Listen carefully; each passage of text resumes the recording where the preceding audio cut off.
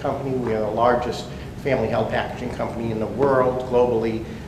We do about $3 billion. We do $1.3 billion just here in the U.S. We have three 100% recycled mills. They are the newest containerboard mills in North America. Most containerboard mills, which is the paper that's used to make corrugated boxes, were built 30 to 60, 70 years ago.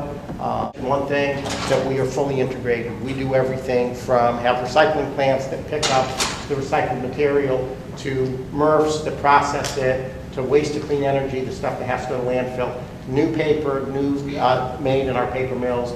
They make new corrugated boxes. We have the only paper mill in New York City.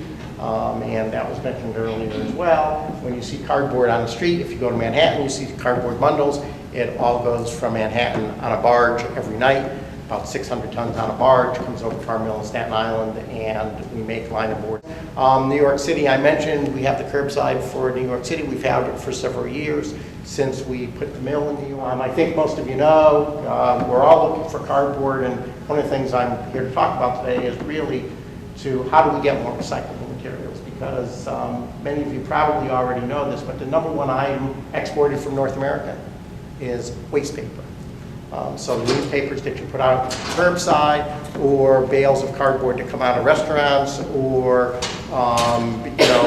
trailer loads of cardboard that come out of the back of a Walmart store or a big distribution center, etc. 40% of that paper ends up going to China, India, and other places. That's the number one export. So this country has really turned into not manufacturing a whole lot of stuff that's high value, but the number one thing that we're shipping is waste paper, newspapers, and cardboard mainly. So why do restaurants need to recycle cardboard and other materials is really, really simple. The demand for recycled materials is huge.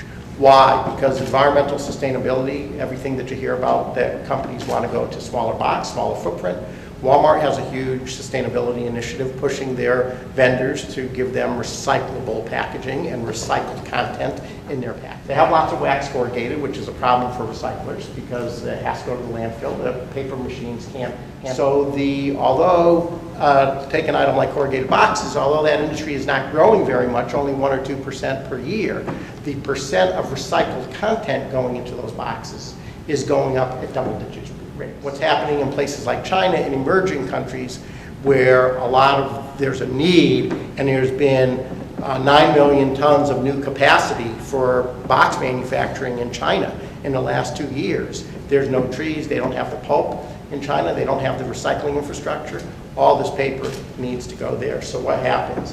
The demand is growing and the supply is going.